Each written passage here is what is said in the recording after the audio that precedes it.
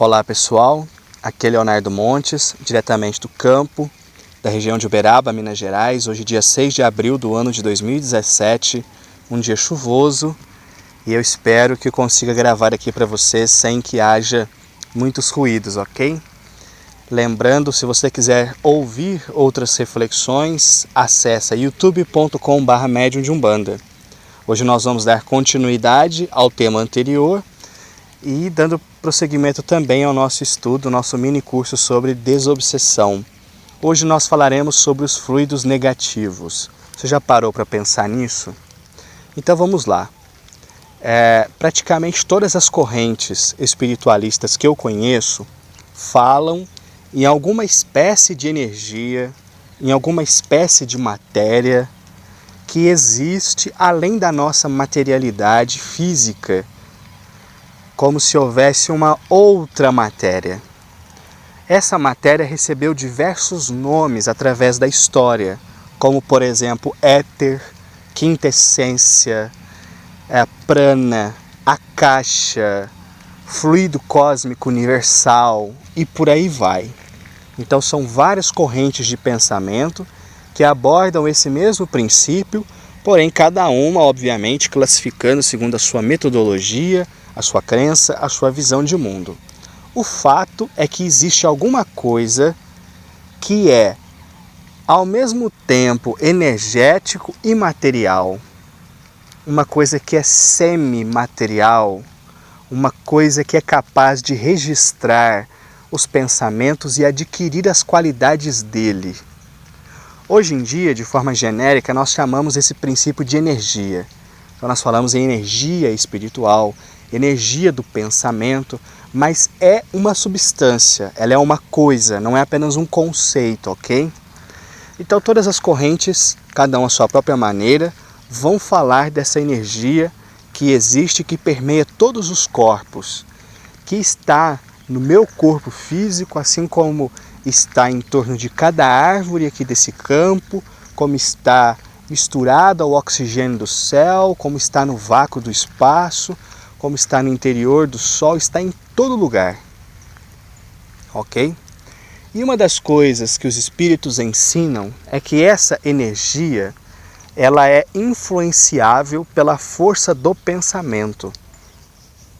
Quando o pensamento é luminoso, um pensamento de luz, um pensamento brilhante, um pensamento que está em harmonia com as leis divinas, então essa matéria ela acende, ela brilha, ela se intensifica. Quando os pensamentos são grosseiros, são negativos, são destrutivos, essa matéria se escurece. É daí que vem as várias e várias alusões a luz e sombra, céu e inferno, trevas e luz e por aí vai. A força do pensamento incidindo sobre essa energia e se irradiando sobre ela. E por que isso é importante? Diversos médiuns, videntes, às vezes narram que ao olhar para um indivíduo que está obsediado, vê em torno dele uma espécie de fumaça, uma nuvem. E aí vocês vão lembrar daqueles gibis infantis onde o personagem andava e tinha uma nuvem chovendo e jogando relâmpago na cabeça dele. O princípio é o mesmo. Esse indivíduo, então, com seus pensamentos negativos, criou em torno de si uma atmosfera espiritual, ou também chamada uma psicosfera, totalmente negativa. Quando ele está sob influência obsessiva, então a energia do obsessor está constantemente em torno dele. Aquela pessoa está embebida da energia desse espírito obsessor, desse espírito perturbador, desse espírito que quer a desarmonia daquela pessoa. Então é aí que reside a importância de compreender sobre a natureza dos fluidos. Porque o primeiro passo num processo de desobsessão é limpar essa pessoa. É preciso com que esses fluidos, essa energia negativa que está em torno da pessoa que sofre uma ação espiritual, seja dissipada.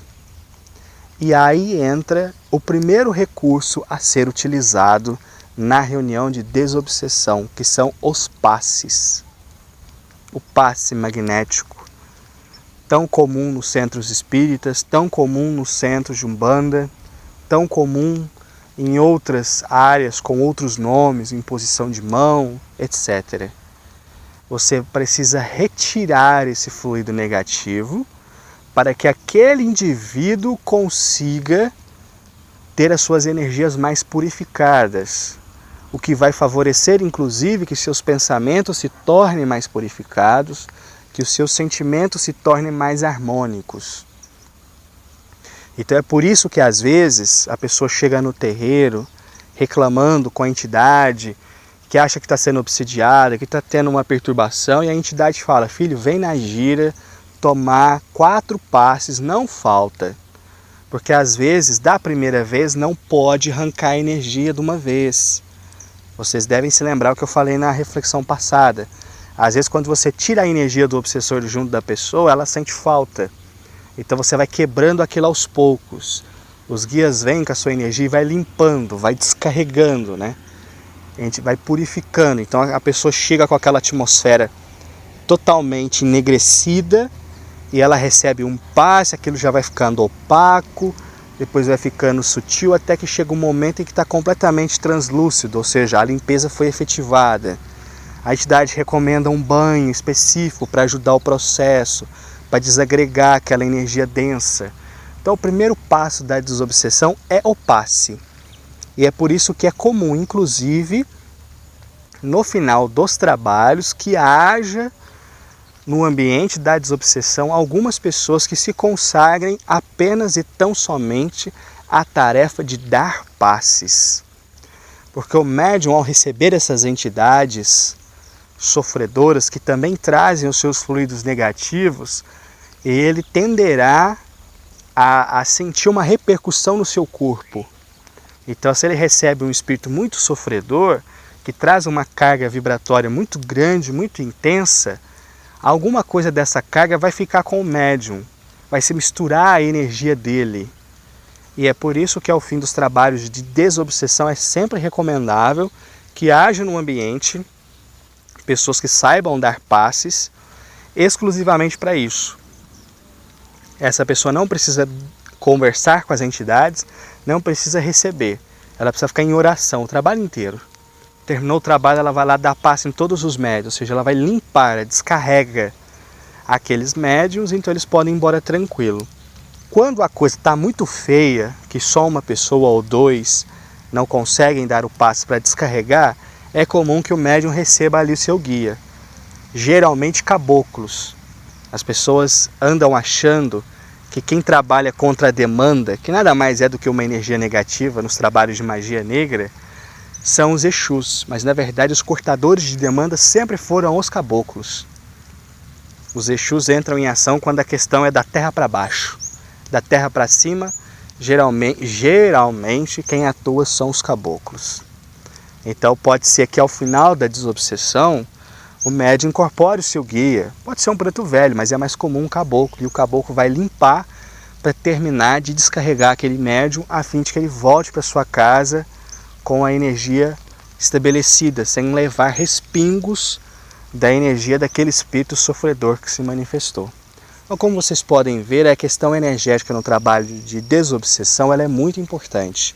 E se a gente sai desse contexto e traz esse conceito para a nossa vida, a gente vai entender como é importante nós termos um pensamento harmonioso, um coração em paz, pensamentos de acordo com as leis divinas, a fim de que a gente não crie para nós mesmos uma atmosfera espiritual negativa e densa.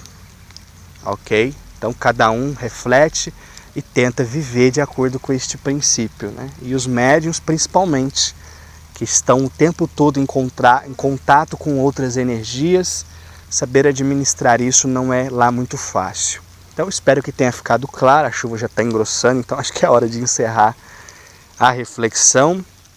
Mas eu espero que tenha ficado claro aí sobre a importância do passe, né? Como que o passe auxilia o trabalho do médium na desobsessão, como que ele alivia as pessoas, né? Por que as entidades às vezes pedem, filho, vem 7 giras, vem 4 giras, vem 3 giras, não falte, é um tratamento, e muita gente escuta aquilo, entra por um ouvido, sai por outro, e então agora acho que fica mais claro perceber isso.